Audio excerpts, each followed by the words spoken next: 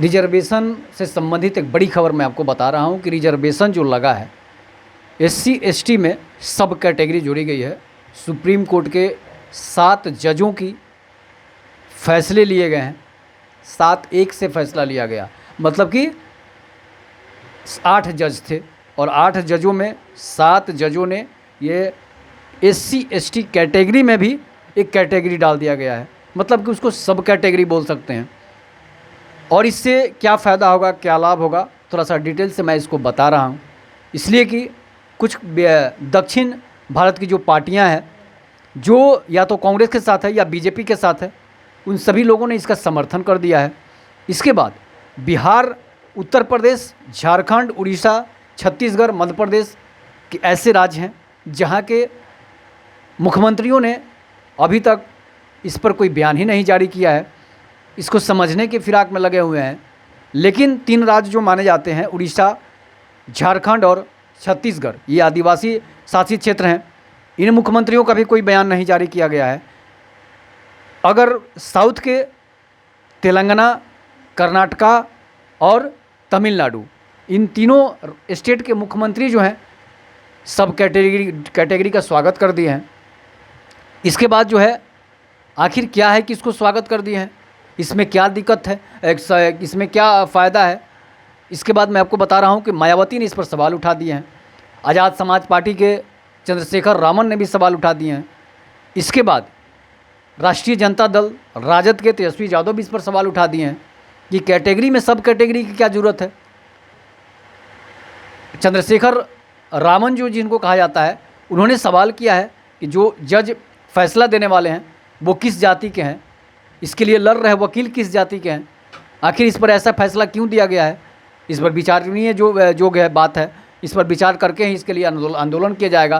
तेजस्वी यादव ने यहाँ तक कह दिया है। इसके बाद बीजेपी के समर्थक पार्टी जो है चिराग पासवान की लोक जनशक्ति पार्टी, उसकी नई नवेली सांसद साध्वी चौधरी ने भी इसका विरोध कर दिया है कि कैटेगरी में सब कैटेगरी कोई ज़रूरत ही नहीं है, इसलिए कि आर्थिक रूप से, सामाजिक रूप से या राजनीतिक रूप से दलित जो हैं आज भी पिछड़े हुए हैं और उसके पिछड़ेपन का कोई दूसरा कोई फ़ायदा नहीं उठा सकता है। इसलिए कि उसको जो रिजर्वेशन दिया गया था SC ST वर्ग को, उसमें जो है वो दलितों को, महादलितों को या फिर आदिवासियों को सामाजिक उत्पीड़न, आर्थिक उत्पीड़न, राजनीतिक उत्पीड़न को देखकर दिया गया था।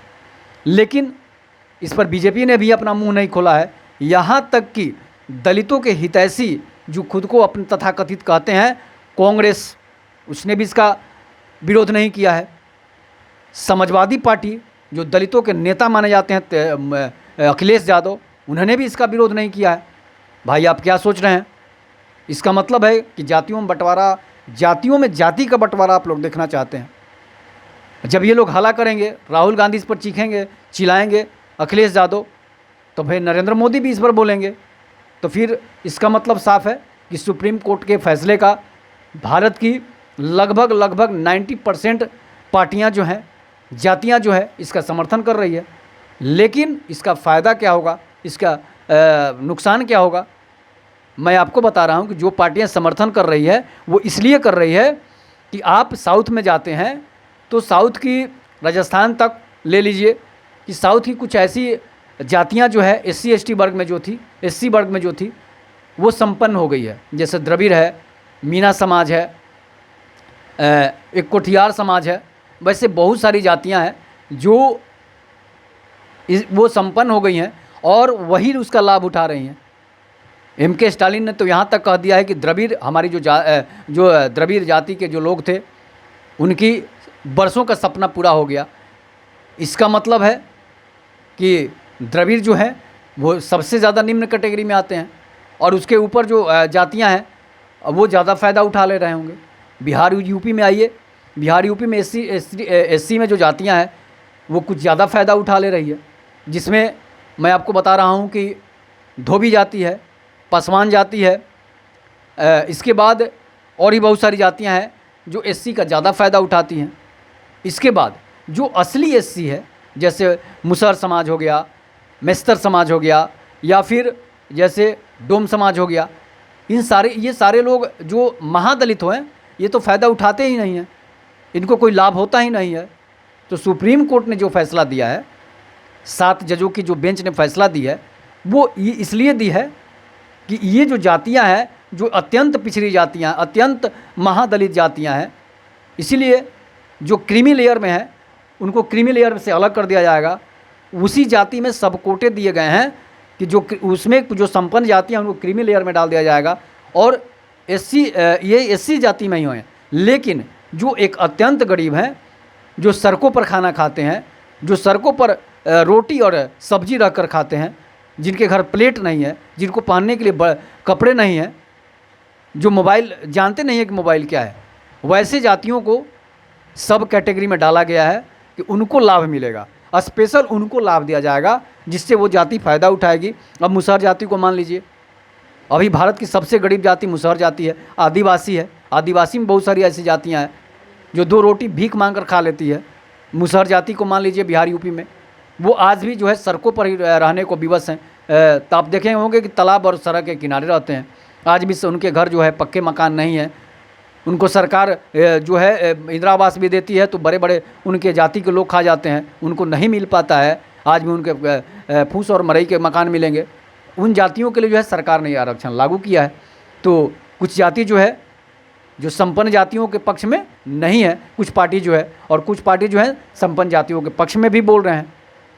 उसमें अगर जो जाति इसका समर्थन कर रही, जो पार्टी इसका समर्थन कर रही है कि जो जाति जो है जिनको 8 लाख से ज़्यादा आमदनी होए, जिनको नौकरी मिल गई है, क्या वही रिजर्वेशन का फ़ायदा क्या उठाते रहेंगे? अन्य जो पिछड़ी जातियाँ उनको फ़ायदा नहीं मिलेगी, उनको ही फ़ायदा मिलेगी। ये सुप्रीम कोर्ट की दलीलें हैं।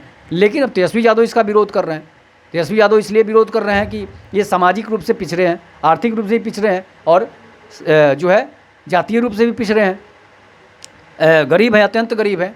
इसलिए तेजस्वी यादव इसका विरोध कर रहे हैं कि सब कोटे में सब कोटे नहीं होने चाहिए। अब ये लोग अभी समझ नहीं पा रहे हैं इस बात को।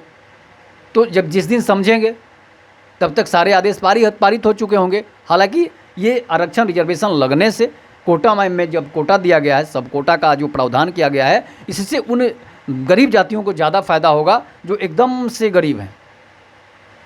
इस पर आप अपनी प्रतिक्रिया जरूर दीजिएगा कि क्या ये सही है या फिर गलत है। तब तक नमस्कार।